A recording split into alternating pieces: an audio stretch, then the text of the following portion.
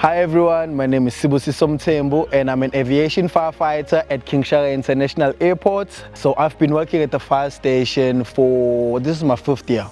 So I've been working here for 5 years since 2019. Started off as a learnership and then I was absorbed by the company to become a permanent firefighter. The story that I always like to share with people when they ask me about my occupation is one evening when we come to pick up my sister at the domestic arrivals. From Joburg, she flew in to Durban, and then when she came, she suggested that we should have some supper. So as we went to the food court and enjoying supper, I noticed a poster. The poster had an advertisement saying that Airports Company South Africa is offering learnerships and internships. And at that time, I remember exactly I had about 3 days because the closing date was around about 3 days. So I had to collect my documents and put everything together, and I applied. And then that's how my journey with ACSA started. So we work 4 days, that is 2 day shifts and 2 night shifts. Okay, so we start off with 2 day shifts and then we go on to 2 night shifts. So our typical day starts at when we walk in to the fire station. We then prepare ourselves for the parade. So a parade means that we have to have our PPE, our full PPE on. That's where our check starts. And then when our day starts, we have to make sure that our equipment is checked, our fire tenders are in operational mode, and all our equipment is ready from the morning as we start and from the handover from the previous shift. So that's how our shift starts in the morning. So with that, our senior firefighters, which are our officers, what happens is then they do a daily plan for us. So each individual gets allocated to certain duties. So our duties would include we have our drivers, we have our fire tender drivers, we have marshallers here, we have people that do our runway inspections for the day, as well as a variety of other duties.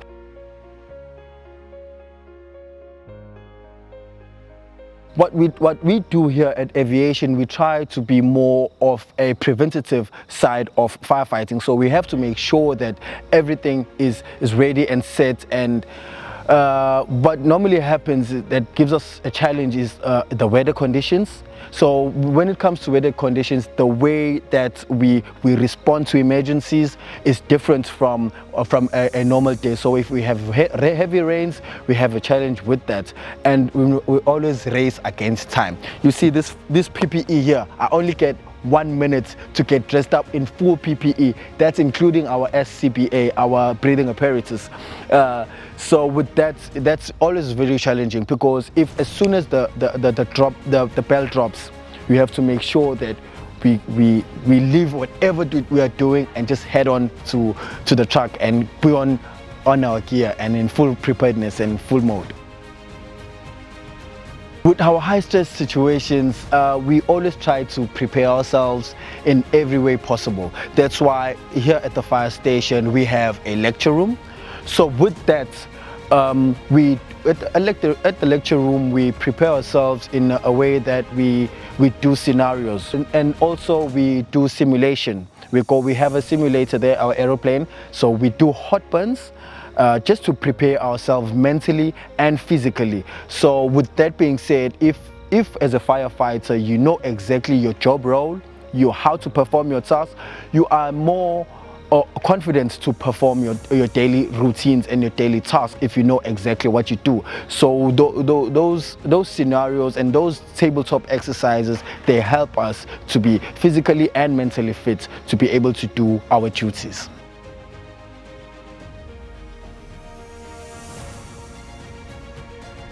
We normally use one word: discipline. So when we talk about discipline in our profession, we talk about sticking to your plans, your daily routine plans. So if you have training that you have to do, if you have to spend 2 hours at the gym, you have to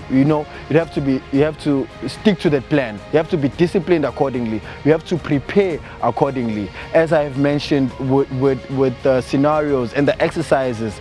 So With that, if you are disciplined in all that you do, and you plan the previous day or the previous night or even the previous shift for the next shift, that helps a lot with being able to execute your job, execute your duties. So if you are able to execute your duties, you are less stressed, because you are mentally and physically ready.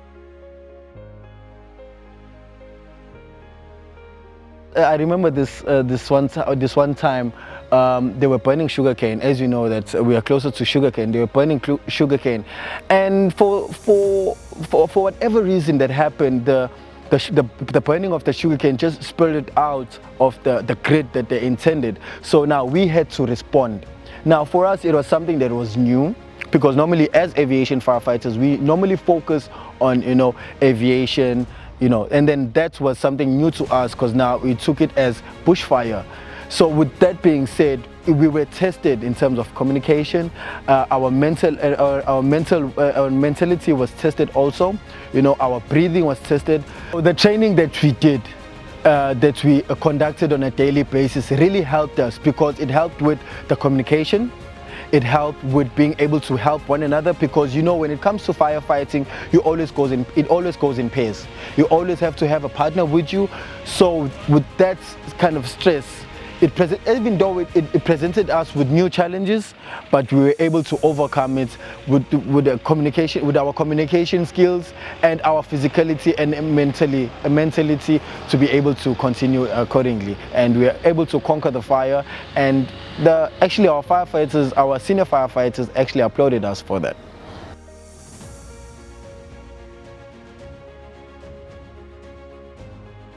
Okay. Guys, men, we really need to be humble. We need to humble ourselves. We need to acknowledge that we are also human. We need to make sure that we reach out and seek help.